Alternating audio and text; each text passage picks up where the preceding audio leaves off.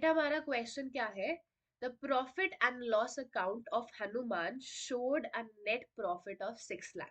हमारा प्रॉफिट कितना है? 6 लाख है पीएनएल अकाउंट के according. After considering the closing stock of 3,75,000 on 31st मार्च। हमें कितने का क्लोजिंग स्टॉक गिवन है? 3,75,000 का। Subsequently, इसके बाद the following information was obtained from scrutiny of the books. हमें बुक्स चेक करने के बाद ये सारी इंफॉर्मेशन का पता लगा और ये इंफॉर्मेशन हमने इस प्रॉफिट में एडजस्ट ही नहीं करी है. This profit is calculated without considering all this information. तो हमें अब क्या करना पड़ेगा? इस इंफॉर्मेशन का अफेक्ट डालने के लिए we will make P&L adjustment account. Question की रिक्वायरमेंट क्या है बेटा? Calculate the value of stock on 31st मार्च 2020. हमें स्टॉक कैलकुलेट करना है and the adjusted net profit. इस सारी इंफॉर्मेशन को एडजस्ट करने के बाद आपका एडजस्टेड नेट प्रॉफिट कितना आएगा वो कैलकुलेट करना है. तो हमें क्या बनाना पड़ेगा एडजस्टेड नेट प्रॉफिट कैलकुलेट करने के लिए? सबसे पहले we have to make P&L adjustment account so that we can make adjustments for the above information. Particulars amount. ठीक है, अब हम वन बाय वन क्वेश्चन पढ़ते हैं. अब यहाँ पे बेटा ये देखो P&L एडजस्टमेंट अकाउंट यहाँ पे दोनों काम करेगा. It will work as a trading account and it will work as P&L account both. जो भी हम ट्रीटमेंट ट्रेडिंग और पीएनएल में करते थे वो दोनों यहाँ पे आएगी, क्योंकि अब हम ट्रेडिंग अकाउंट और पीएनएल अकाउंट नहीं बना सकते, ना हम ग्रॉस प्रॉफिट चेंज कर सकते, ना नेट प्रॉफिट चेंज कर सकते. That's why we are making PNL adjustment account. तो first of all we will record net profit. Question में नेट प्रॉफिट गिवन है हमें 6 लाख, रिकॉर्ड कर लिया.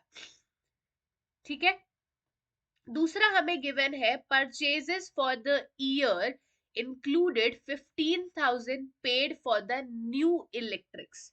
हमें क्या गिवन है कि हमने परचेज करे थे कुछ न्यू इलेक्ट्रिक फिटिंग जो हमारे परचेज में इंक्लूडेड है. किसमें इंक्लूडेड है बेटा? परचेज में. तो ये क्या होता था?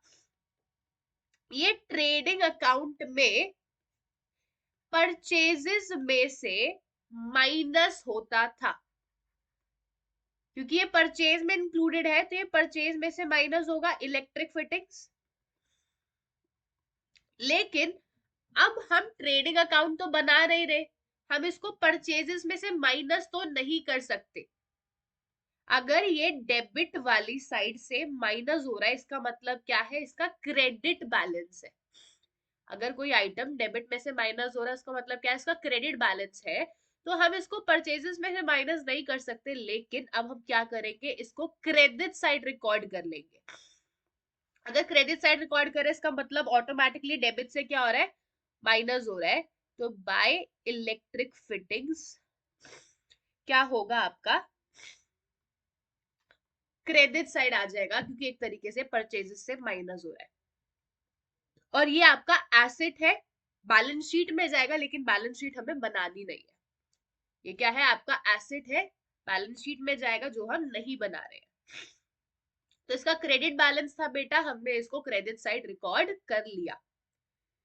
दूसरे पॉइंट में क्या बोला है? Hanuman gave away goods valued at 40,000 as free sample for which no entry was made in the books of account. Again आप अपने गुड्स जो है वो चैरिटी में दे रहे हो, गुड्स गिवन एज चैरिटी. ठीक है, इसके दो ट्रीटमेंट क्या होते थे? ये भी परचेजेस में से माइनस होता था. माइनस हो रहा है, इट मींस इसका भी क्या है? क्रेडिट बैलेंस है, क्योंकि परचेजेस का डेबिट बैलेंस होता है, परचेजेस में से ये माइनस हो रहा है, इसका मतलब ये क्रेडिट बैलेंस है. एंड आप चैरिटी में गुड्स दे रहे हो, that means it is an expense. तो ये क्या आएगा? पीएनएल अकाउंट के डेबिट साइड आता था. तो इसका डेबिट बैलेंस है, क्योंकि ये एक्सपेंस है, तो ये पहले डेबिट साइड आएगा. टू एडवर्टीजमेंट, हमारा खर्चा है, it is an expense, that's why we will record it on the debit side. And our goods are decreasing, it also has a credit balance, तो ये यहाँ पे भी आएगा बाय सैंपल कितना 40,000, क्योंकि ये परचेजेस में से माइनस होता है, it has credit balance, that's why we are recording on the credit side. और हम गुड्स दे रहे हैं, हमारा खर्चा है, एक्सपेंस है, तो डेबिट साइड भी आएगा, तो डेबिट और क्रेडिट दोनों साइड आएगा.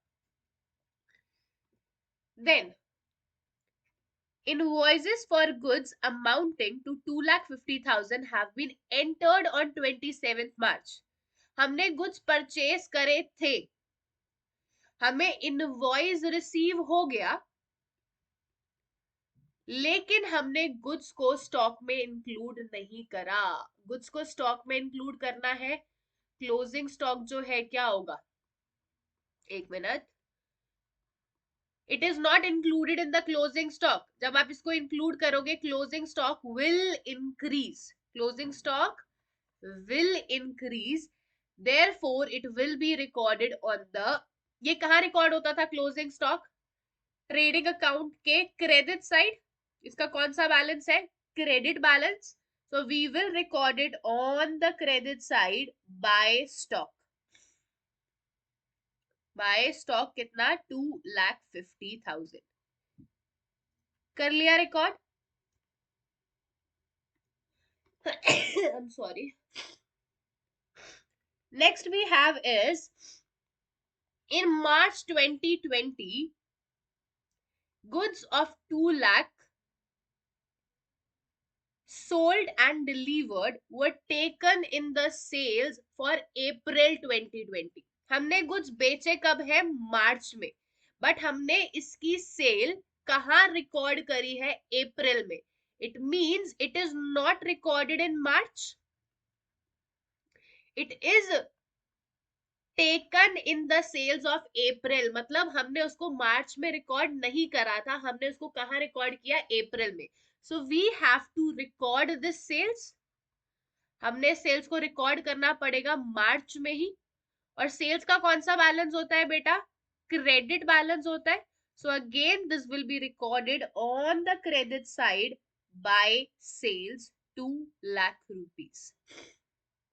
हमने सेल्स को रिकॉर्ड नहीं किया था, so we are recording the same on the credit side by sales 2 lakh rupees.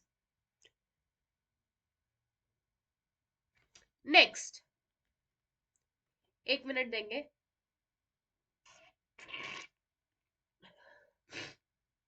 हाँ.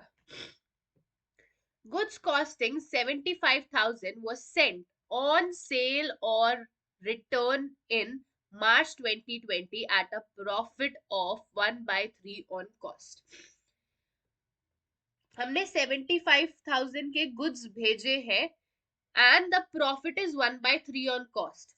तो 75,000 पे 1/3 प्रॉफिट होगा, तो 75,000 प्लस 25,000, हमने कितने के गुड्स भेजे हैं, 1 लाख रुपए के. ठीक है. दो approval was given in April 2020, these were taken as sales for March. हमें अप्रूवल मिला कब है, अप्रैल में.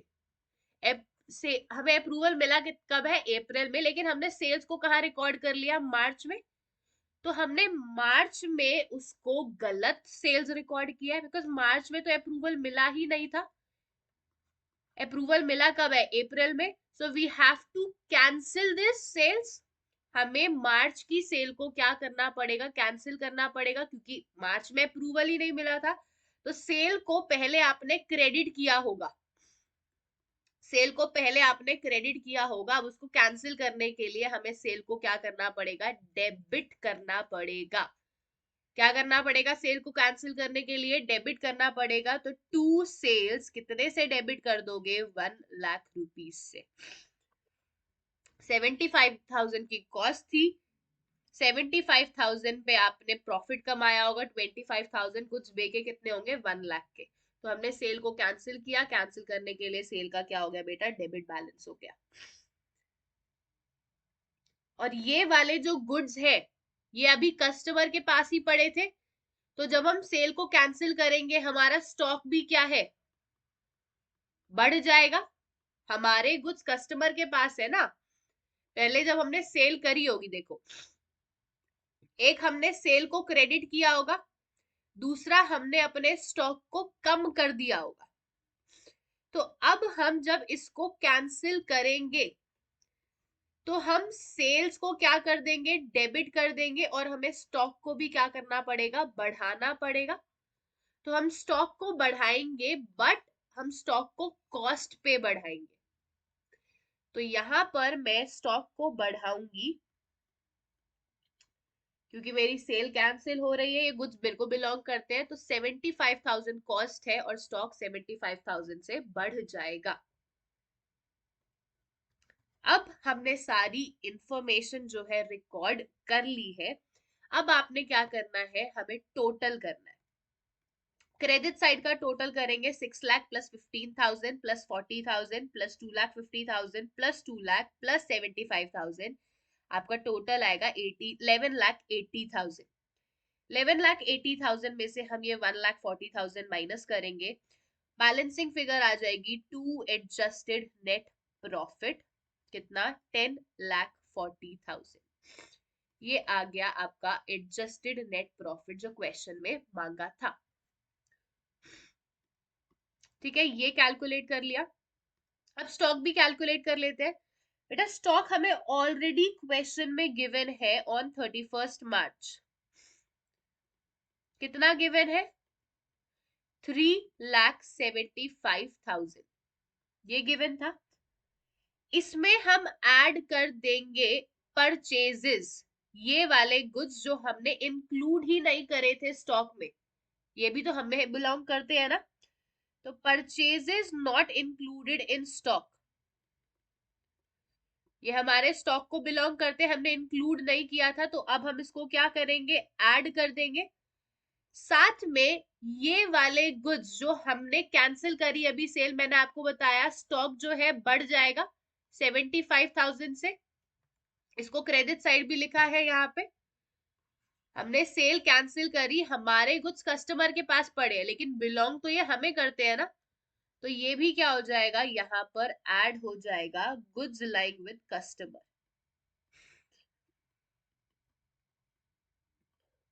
कितना, 75,000।